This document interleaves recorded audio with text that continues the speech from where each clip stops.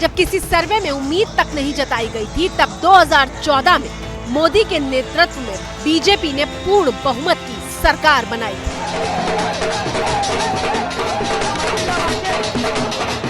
और सबसे ज्यादा चौंकाया था उत्तर प्रदेश ने, जब बीजेपी ने 80 लोकसभा सीटों में से 71 सीटों पर जीत दर्ज की थी। मैं पार्टी के राष्ट्रीय अध्यक्ष और इसी धरती के संतान अमित भाई का आज बधाई देना चाहता।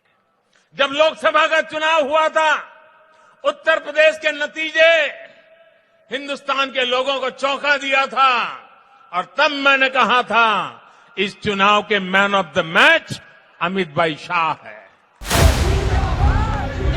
अमित शाह पहली बार राष्ट्रीय राजनीति में कदम रख रहे थे।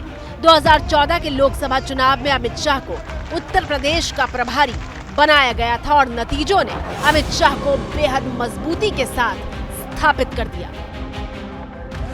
80 में से 73 सीटों पर हमने लीड बनाई है और मुझे कहते हुए थोड़ा अफसोस भी है और भारतीय जनता पार्टी के कार्यकर्ता के नाते आनंद भी है।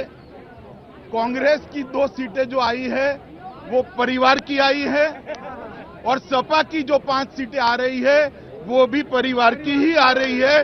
बाकी की सब पार्टियां और सब कैंडिडेट हारे हैं। और इसके बाद अमित शाह ने कभी पीछे मुड़कर नहीं देखा।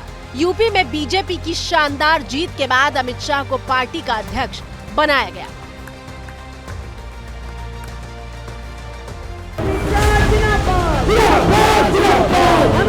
पार्टी अध्यक्ष के तौर पर कमान संभालने के बाद तो बीजेपी ने एक के बाद एक चुनावी किले जीतने का सिलसिला शुरू कर दिया था। मेरे साथ दोनों हाथ उठाइए, परिवर्तन के संकल्प की मुट्ठी भींचिए, प्रचंड आवाज से बोलिए, भारत माता की, भारत माता की, भारत माता की।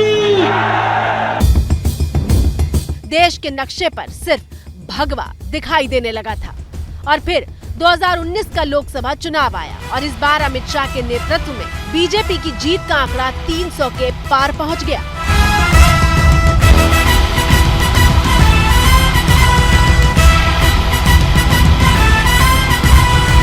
राजनीतिक विश्लेषक भी मानते हैं कि अमित शाह ने विचारधारा की दृढ़ता, असीमित राजनीतिक कल्पनाशीलता के शानदार मिश्रण से चुनावी समर में बीजेपी की शानदार जीत का मार्ग प्रशस्त किया।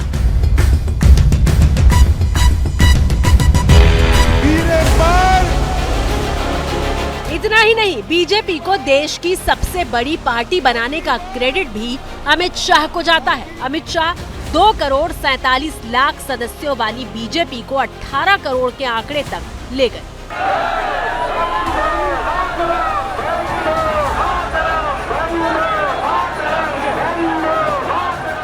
2019 में बीजेपी दूसरी बार सत्ता में आई और 1 जून 2019 को अमित शाह ने देश के गृह मंत्री का पद संभाल लिया।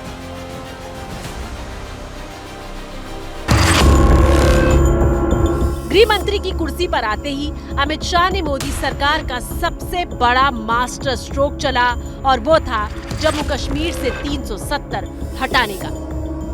मैं मानता हूं 370 और 35 से हटाने से घाटी का, जम्मू का, लद्दाख का भला होने वाला है और साथ अर्थ में जम्मू कश्मीर ये 370 और 35 से हटने के बाद मान्यवर भारत का अभिन्न अंग बनने वाला है। आर्टिकल 370 हटाना हो या फिर 3 तलाक बिल को संसद के दोनों सदनों से पास कराना, अमित शाह के ताबड़तोड़ एक्शन को देखकर विपक्ष हैरान रह गया था।